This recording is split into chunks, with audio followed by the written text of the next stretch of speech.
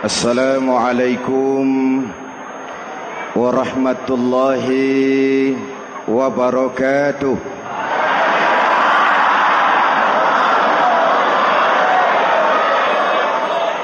Alhamdulillahi rabbil alamin.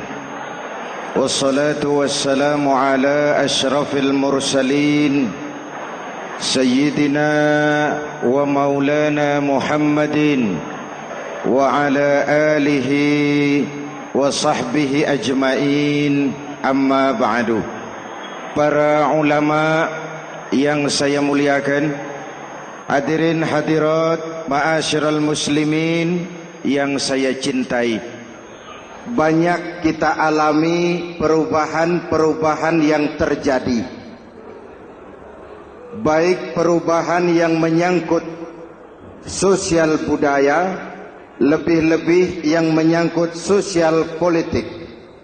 Yang tidak banyak mengalami perubahan adalah sosial ekonomi. Bahkan angka kemiskinan kita naik menjadi 3/5 dari total penduduk kita hidup di bawah garis kemiskinan, dan 20% diantaranya miskin mutlak. Perubahan-perubahan yang terjadi menyadarkan kita kepada kebenaran Al-Quran ketika Allah menyatakan wa tilkal ayyamu nudawiluha bainan nas. Hari itu kami putar di antara manusia. Ada saat datang, ada waktu pergi. Ada hari lahir, ada saat kembali, ada waktu dilantik, ada saat menyerahkan jabatan. Hari kami putar di antara manusia dan hidup cuma sekadar menunggu giliran. Soalnya kemudian di tengah perubahan-perubahan yang terjadi begitu cepat, what must we do now?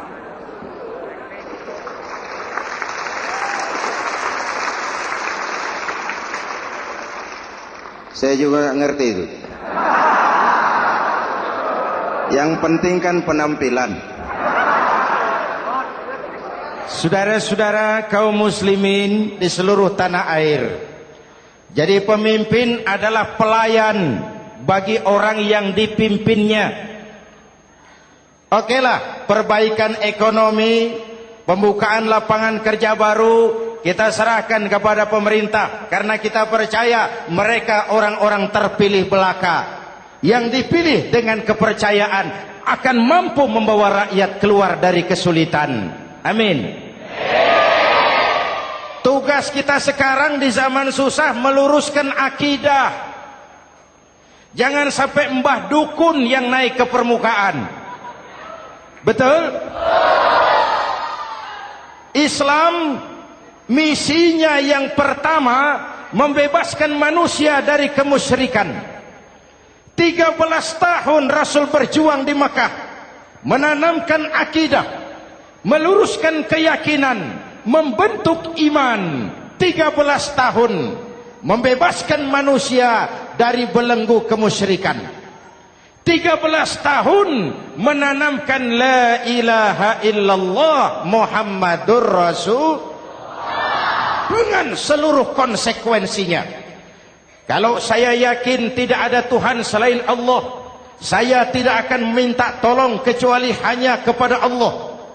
Saya tidak akan pernah takut kecuali hanya kepada Allah. Saya tidak akan menggantungkan hidup kecuali hanya kepada Allah. Saya tidak akan minta rizki kecuali hanya kepada Allah. Saya tidak akan melarikan persoalan kecuali hanya kepada Allah. Kalau konsekuen dengan keyakinan ini, mbah dukun nggak dapat tempat.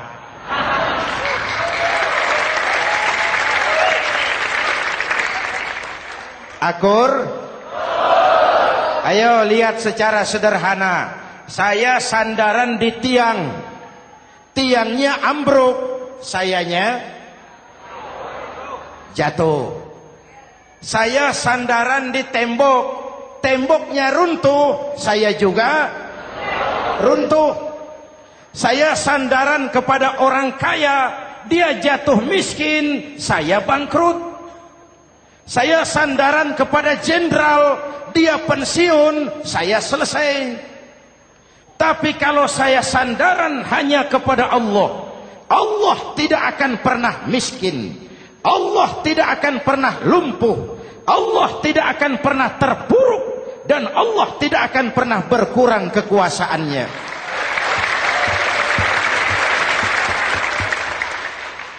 Maka umat Islam, sesulit apapun zaman yang kita hadapi, Allah juga tempat kita bersandar. Jelas? Selama ini kita iman dalam ucapan, tapi sekuler dalam perbuatan. Di masjid ada Allah, di kantor Allah tidak ada, maka korupsi merajalela.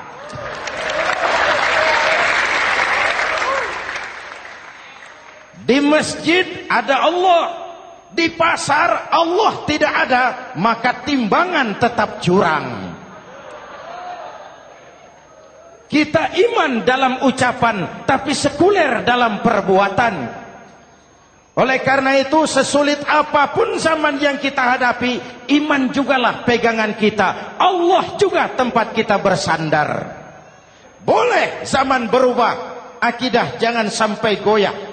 Karena iman kita hidup, untuk iman kita berjuang, dan dalam iman kita ingin kembali menghadap Allah Subhanahu. Selama ini manusia Indonesia kita lebih banyak diisi otaknya, hati sering kosong, agama dangkal, akidah rapuh, moral rendah. Memang kemudian muncul banyak orang-orang pintar, cuma sayang tidak benar. Indonesia kita bangkrut, Indonesia kita terpuruk, Indonesia kita sakit parah kalau diurus orang yang cuma pintar tapi tidak benar. Kita perlu orang-orang pintar, tapi kita lebih perlu orang benar. Jelas? Kalau cuma pintar tapi tidak benar, itu yang sering saya sampaikan, nanti disuruh ngurus beras malah nimbun beras.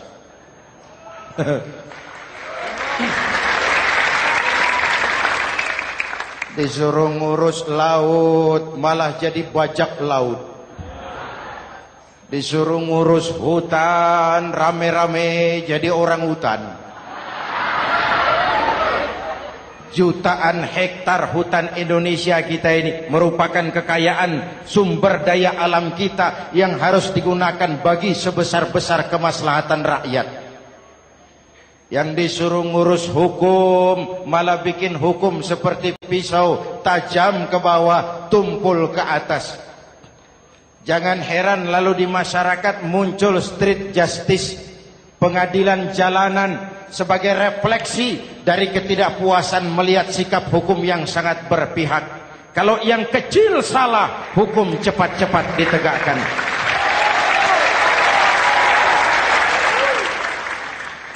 Lihat saja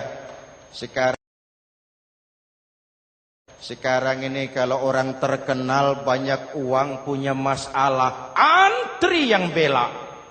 Betul?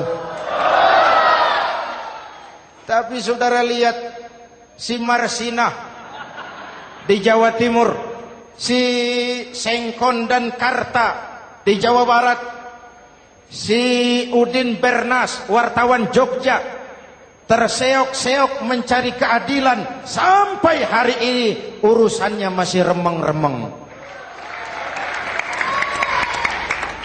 Kenapa bisa begitu? Jawabannya sederhana, tidak ada fulus. Ada fulus mulus, tidak ada fulus manfus.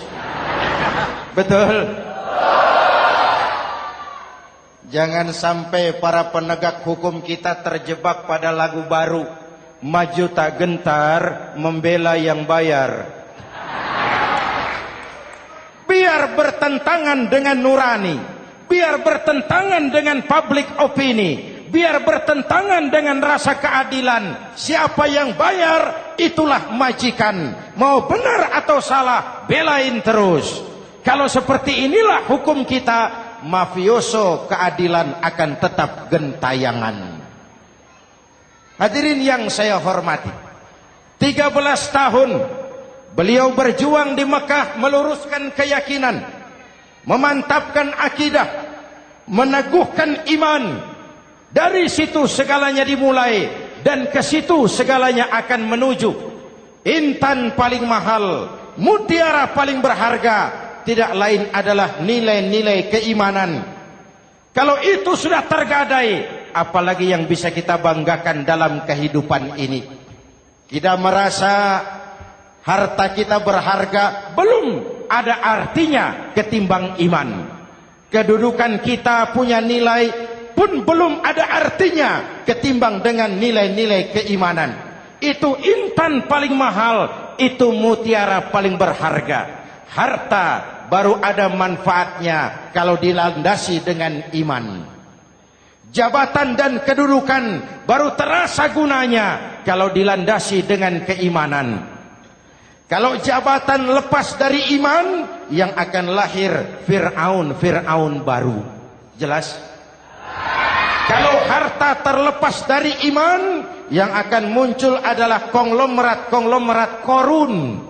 Kalau ilmu pengetahuan terlepas dari nilai dasar keimanan, maka yang akan muncul adalah ilmuwan pelacur yang menyalahkan yang benar, membenarkan yang salah untuk kepentingan pribadi. Dan kondisi seperti itu tidak akan membuat kita makin sehat. Oleh karena itu, pada kesempatan ini, pesan pertama saya, menghadapi zaman susah, tetap jaga akidah, tetap pelihara keyakinan. Kesulitan bukan untuk ditakuti, untuk diatasi. Hidup adalah kerja keras, bukan keajaiban. Perubahan tidak akan datang hanya dengan simsalabim abragadabra. Perubahan tidak akan muncul hanya dengan berandai-andai. Perubahan tidak akan turun dari langit seperti turunnya embun di waktu malam. Perubahan adalah kerja keras, sehingga Al-Quran membimbing kita, innallaha la yughayyiru ma biqaumin hatta yughayyiru ma bi anfusihim. Allah tidak akan mengubah keadaan suatu bangsa kalau mereka tidak mau mengubah apa yang ada di dalam diri mereka. Yang ada di dalam diri itu rule of thinking, state of mind, cara kita berpikir, cara kita memandang kehidupan, cara kita mengatasi persoalan. Hadirin yang saya hormati, inilah iman. Berangkat dari ini kita menyadari, ini ujian buat kita rakyat. Dan kita rakyat Indonesia ini kalau sama susah sih sudah kenyang. Ya Pak? Ya Pak? Kita ini sebagai bangsa mengalami apa yang disebut oleh Bung Karno up and down. Naik, turun, timbul, tenggelam, pasang, surut. 350 tahun dijajah oleh Belanda, kita susah. Berangkat Belanda masuk Jepang, susah lagi. Pergi Jepang, datang nikah, susah lagi. Lalu kita merdeka, dirongrong oleh berbagai pemberontakan, susah lagi. Makan bulgur, antri minyak. Lalu PKI berontak, susah lagi. Muncul orde baru, lama-lama susah lagi. Orde baru selesai, naik reformasi, mulai repot nasi, susah lagi.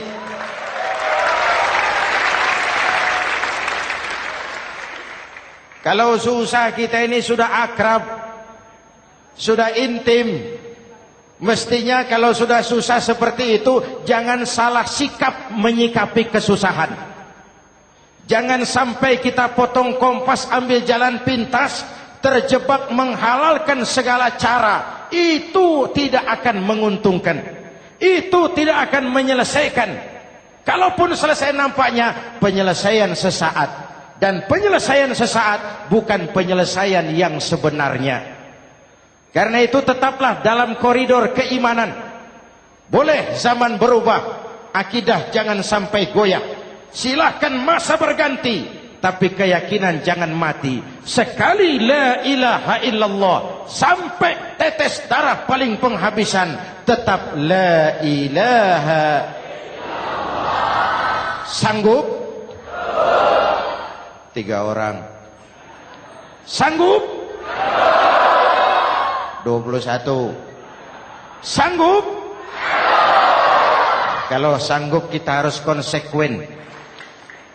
Saudara-saudara di seluruh tanah air, misi yang kedua dari Islam setelah membebaskan manusia dari kemusyrikan, membebaskan manusia dari ras diskriminasi, mengikat manusia dengan tali akidah. Sebelum Islam datang, manusia dibedakan oleh warna kulit, manusia dibedakan oleh faktor keturunan, manusia dibedakan oleh faktor harta dan benda. Adalah Rasul yang mengajarkan, innallaha la yanzuru ila suwarikum wala ila amwalikum walakin yanzuru ila qulubikum wa a'malikum. Allah tidak melihat potonganmu, Allah tidak melihat hartamu. Yang Allah lihat itu adalah hatimu dan amal perbuatanmu. Jauh sebelum Amerika teriak-teriak membanggakan apa yang mereka sebut sebagai Declaration of Independence, Nabi sudah mengajarkan kepada kita semua, An-nas kulluhum li Adam wa Adam min turab la fadla li Arabiyyin ala ujamiyyin illa bittaqwa. Seluruh manusia berasal dari Adam. Adam diciptakan dari tanah. Tidak ada kelebihan Arab dengan yang bukan Arab kecuali takwanya. Jauh sebelum Amerika mencanangkan bahwa semua manusia dilahirkan sama, that all men are created equal. Jauh sebelum itu Islam sudah membebaskan manusia dari ras diskriminasi.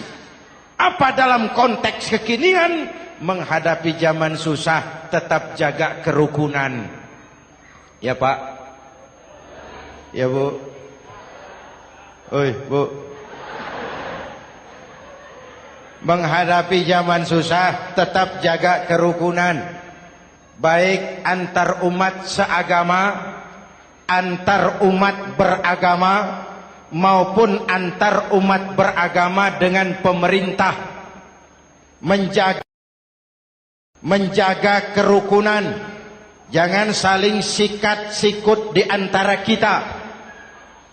Sebab kalau sudah rukun, saya ajak berhitung, 1 ditambah 1 sama dengan, itu matematika namanya, hasilnya pasti. Tapi angka sosial hasilnya aneh. Saya ubah jadi angka sosial. Ayo kita berhitung lagi. 1 orang takut ditambah 1 orang takut sama dengan 2 orang setengah berani. Kenapa setengah berani? Karena sudah berdua. Tadi kan takut sendiri.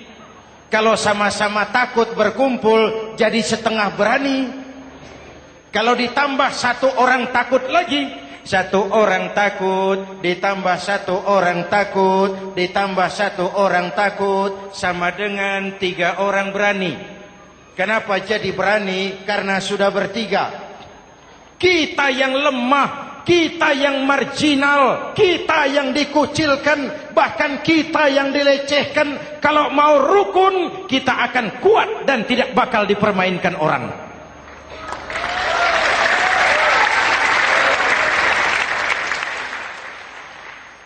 Tapi kalau rukunnya yang satu mau menikam yang lain, saya ajak berhitung lagi. Yuk berhitung yuk.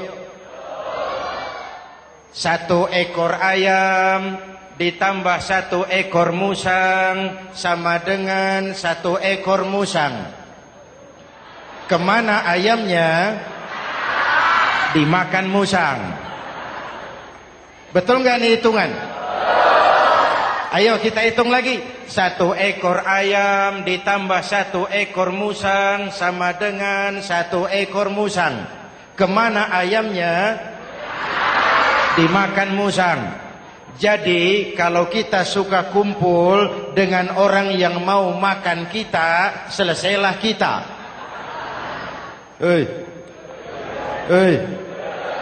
Maka kalau merasa kita ini ayam, yuk kumpul sama-sama ayam, pulang ke kandang ayam. Kalau ada ayam kumpul ke kandang musang, itu namanya ayam minum baygon. Jelas? Menjaga kerukunan. Pertama, antar umat seagama, sesama muslim harus saling menjaga, harus saling memelihara. Baik dia muslim yang jadi kapolri, baik dia muslim yang jadi kasat, baik dia muslim yang jadi pengusaha, baik dia muslim yang jadi petani, nelayan, guru, semua komit menjaga semangat kebersamaan, rukun antar umat seagama. Jelas? Jelas?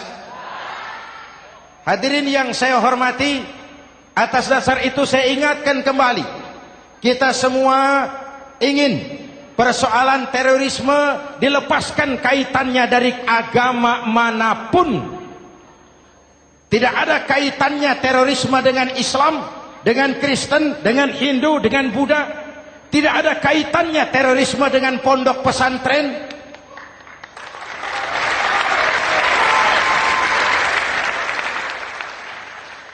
Jangan sampai pesantren jadi kambing hitam.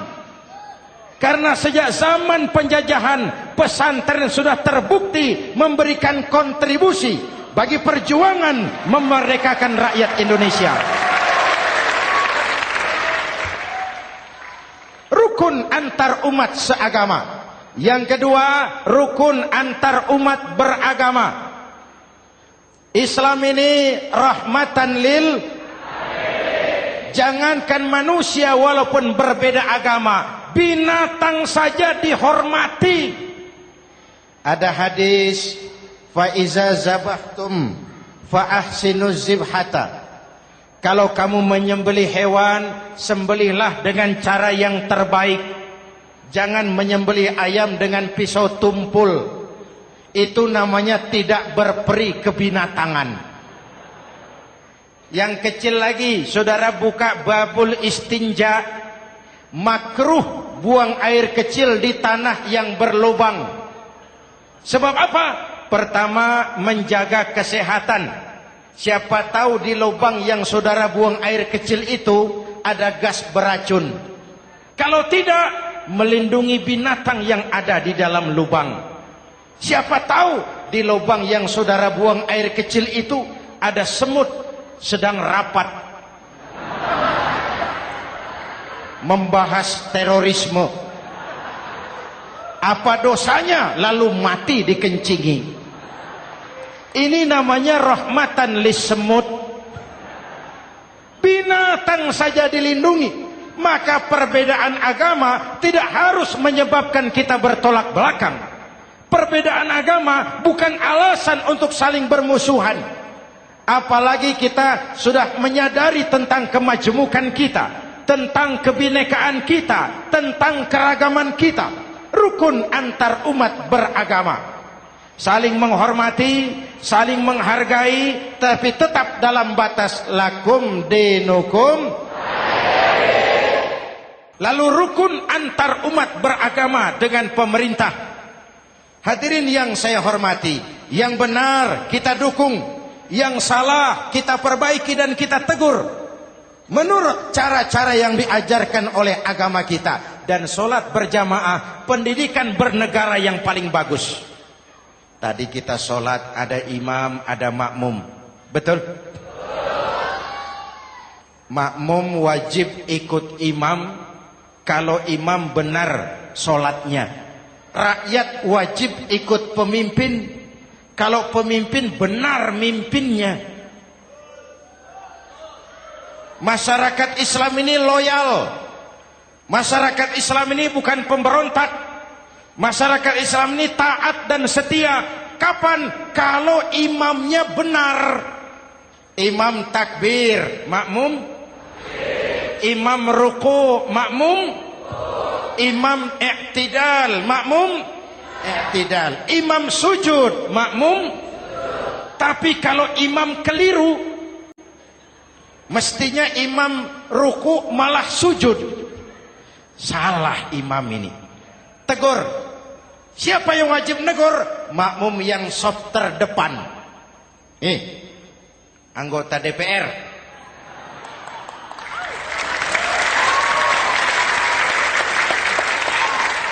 Ini wakil-wakil makmum ini.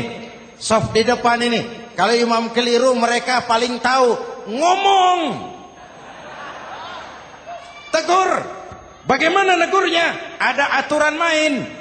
Mestinya ruku, imam sujud. Salah ini imam. Subhanallah. Kan begitu negurnya. Betul? Tidak boleh juga imam keliru, makmum emosi. Main pegang. Weh, makmum salah. Hoi, hoi. Kacau solat. Betul? Anggota dewan ini, saf di depan. Itu kalau imam keliru. Satu saat imam buang angin. Namanya manusia bisa buang angin toh. Apa makmum lalu berkata, demi kesetiaan saya kepada imam, imam buang angin, saya lebih keras lagi. Itu namanya fanatisme buta, loyalitas yang goblok. Imam buang angin, minggir. Iyyaka na'budu wa iyyaka nasta'in. Sampai situ imam buang angin, minggir imam. Lalu saf yang di depan maju.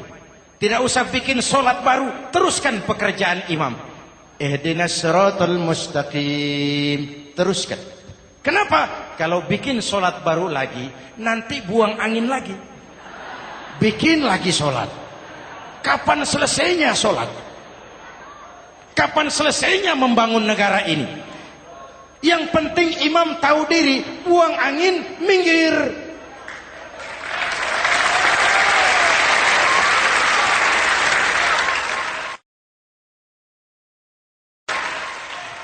Ini kacaunya solat berjamaah kita sekarang. Kacaunya negeri kita sekarang. Banyak imam sudah buang angin, gengsi. Dia aja merasa nggak punya salah. Dikasih tahu sama makmum, imam tadi buang angin ya, malah jawab sedikit. Apa kalau sedikit lalu tidak batal solat itu? Mekanisme kehidupan sosial yang diatur lewat tuntunan solat berjamaah. Sehingga Nabi berpesan, kun imaman muta'an au ma'muman muti'an fala takun thalisan jazu'a.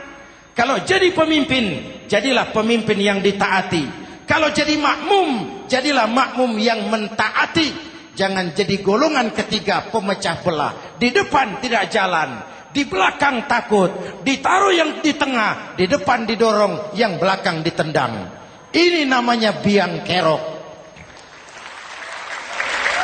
Saudara-saudara, dari uraian singkat ini saya ambil beberapa catatan pokok. Pertama, kalau ada intan paling mahal, kalau ada mutiara paling berharga dalam hidup kita, itu tidak lain adalah karena keyakinan. Hidup jadi indah, hidup jadi berharga, hidup jadi berarti kalau didasari atas sebuah keyakinan. Dan keyakinan itu tidak lain adalah nilai iman kita, akidah kita kepada Allah Subhanahu wa taala. Yang kedua, tetap menjaga kerukunan. Sesulit apapun zaman yang kita hadapi, kita tetap harus menjaga semangat kebersamaan. Kita harus tetap menjadi lem perekat yang menjaga keutuhan, baik sebagai bangsa maupun sebagai umat. Perbedaan adalah wajar, harus dihormati sebagai ciri kehidupan berdemokrasi. Tapi jangan perbedaan menjadi sebab kita bermusuhan, dan jangan perbedaan menyebabkan kita saling berpecah belah. Hormati perbedaan, jangan perbedaan dipandang sebagai permusuhan. Dengan akidah yang kuat dan kebersamaan yang kokoh, ayo kita hadapi kesulitan, kita atasi kesulitan, dan dengan kerja keras untuk menyongsong hari esok yang lebih pasti. Mari kita Fatihah, semoga Allah memelihara kita bangsa Indonesia.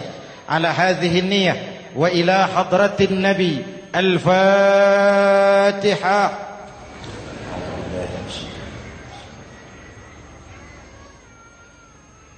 Iyyaka na'budu wa iyyaka nasta'in. Ihdinas siratal mustaqim. Siratal ladzina an'amta 'alaihim.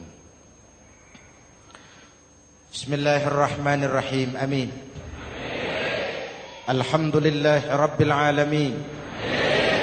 Allahumma salli wa sallim mubarak ala sayyidina Muhammadin wa ala alihi wa sahbihi ajma'in. Allahumma rabbana taqabbal minna salatana wa siyamana wa qiyamana wa takhashu'ana wa ta'abbudana wa tammim taksirana ya arhamar rahimin. Allahumma aslih man fi salahihi salahul muslimin. Allahumma ahlik man fi halakihi salahul muslimin. Allahumma rabbana la tu'akhizna in nasina aw akhtana. Rabbana wa la tahmil alaina isran kama hamaltahu ala alladhina min qablina. Rabbana wa la tuhammilna ma la taqata lana bih wa'fu 'anna waghfir lana warhamna anta maulana fansurna 'alal qaumil kafirin. Allahumma ij'alna minas su'ada'il makbulin wa la taj'alna minal ashqiya'il mardudin. Afdalu ma qultuhu ana wan nabiyyuna min qabli. La ilaha illallah.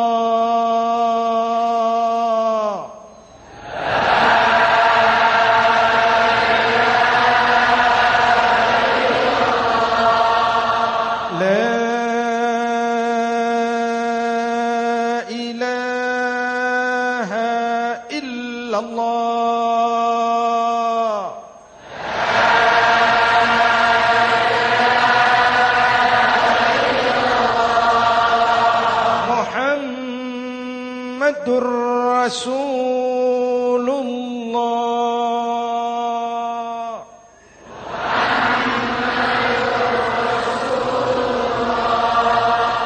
Sallallahu alaihi wa alihi wa sallam. Kalimatu haqqin 'alaiha nahya wa 'alaiha namut wa 'alaiha wa biha nub'atsu insyaallah minal aminin minal aminin minal aminin rahmatika ya arhamar rahimin.